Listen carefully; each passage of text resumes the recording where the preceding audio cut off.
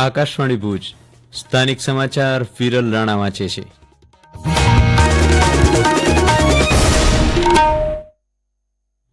નમસ્કાર. ઇસરોનું સૌથી આધુનિક ઇનસેટ 3D સેટેલાઇટ લોન્ચ કરવામાં આવ્યું, જે પૃથ્વીની ભ્રમણ કક્ષામાં પહોંચ્યું છે. તેને શ્રી હરિકોટાના સતીશ ધવન સ્પેસ સેન્ટરથી સાંજે 5:35 લોન્ચ કરવામાં આવ્યું હતું. આ સેટેલાઇટ 10 વર્ષ સુધી હવામાનની ચોક્કસ માહિતી આપશે. પ્રધાનમંત્રી નરેન્દ્ર મોદી આગામી 25મી ફેબ્રુઆરીએ આકાશવાણી પરથી મન કી બાત કાર્યક્રમમાં પોતાના વિચારો રજૂ કરશે. નાગરિકો 23મી ફેબ્રુઆરી સુધી પોતાના સૂચનો માયજીઓવી પોર્ટલ અથવા ટોલ ફ્રી નંબર 1800117800 પર મોકલી શકશે. આકાશવાણી અને દૂરદર્શનના તમામ નેટવર્ક, AIR ન્યૂઝની વેબસાઇટ અને મોબાઈલ એપ, PMO માહિતી અને પ્રસારણ મંત્રાલયની યુટ્યુબ ચેનલ પરથી આ કાર્યક્રમનું જીવંત પ્રસારણ કરાશે. હિન્દી પ્રસારણ પછી તરત જ પ્રાદેશિક ભાષાઓમાં કાર્યક્રમનું પ્રસારણ કરાશે. રાજ્યપાલ શ્રી આચાર્ય દેવવ્રતજી તારીખ 19 ફેબ્રુઆરીના એક દિવસના કચ્છ જિલ્લાના પ્રવાસે આવી રહ્યા છે. રાજ્યપાલ શ્રી તારીખ 19મીએ સવારે 11 લાલન કોલેજ ભુજ ખાતે સખી મંડળ બહેનો શાળાના શિક્ષકો અને યોગ શિક્ષકો માટે યોજાનાર પ્રાકૃતિક કૃષિ પરિસંવાદમાં ઉપસ્થિત રહેશે. આગામી 19મી ફેબ્રુઆરી કચ્છ યુનિવર્સિટીનો 13મો પદવીદાન સમારોહ રાજ્યપાલ આચાર્ય દેવવ્રતની અધ્યક્ષતામાં મુક્ત જીવન સ્વામી બાપા મહિલા કોલેજ ભુજ ખાતે યોજવામાં આવશે, જેના કાર્યક્રમના સમયમાં ફેરફાર કરાયો છે. અગાઉ સવારે 10 કલાકથી કાર્યક્રમની શરૂઆત થવાની હતી. હવે બપોરે 2 કલાકે શરૂ થશે, જેથી વિદ્યાર્થીઓને 11:30 હાજર રહેવા જણાવાયું છે. ગોલ્ડ મેડલ મેળવનાર વિદ્યાર્થીઓ તથા હાજર રહી ડિગ્રી મેળવવા ઈચ્છતા વિદ્યાર્થીઓએ ભારતીય સંસ્કૃતિને શોભે તેવો પહેરવેશ પહેરીને આવવાનું રહેશે. સાથે deposit fee, degree certificate form અને આઈ કાર્ડ લાવવાનું રહેશે. કુલપતિ ડોક્ટર મોહન પટેલ સચિવ સહિત ટીચિંગ નોન ટીચિંગ સ્ટાફ દ્વારા પદવીદાનની તૈયારીઓને આખરી ઓપ આપવામાં આવી રહ્યો છે. કચ્છમાં બંને વિસ્તારમાં હવે ગુજરાતનું પહેલું ચિંકારા સંવર્ધન કેન્દ્ર બનશે. 1.5 હેક્ટર વિસ્તારમાં પ્રોજેક્ટ ચિંકારા આકાર પામશે. આ વિસ્તારમાં ખુલ્લા પાંજરામાં અંદાજિત 20 ચિંકારા મૂકવામાં આવશે અને ત્યારબાદ તેના પ્રજનન અને સંવર્ધન માટે અલાયદી વ્યવસ્થા ઊભી કરવામાં આવશે.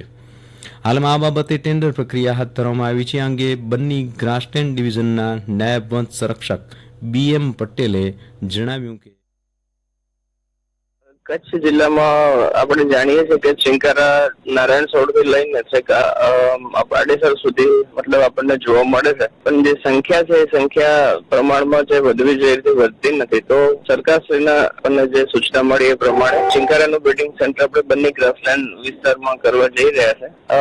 આમાં સામાન્ય રીતે 20 ચિંકારા આપણે બ્રીડિંગ સેન્ટરમાં લાવીશું અને એની સંખ્યા વધે અને પ્રજનન થાય એ રીતના પ્રયત્નો આપણે કરવાના છે. હાલમાં આ બાબતે અમે ટેન્ડર પ્રક્રિયા પૂર્ણ કરેલી છે.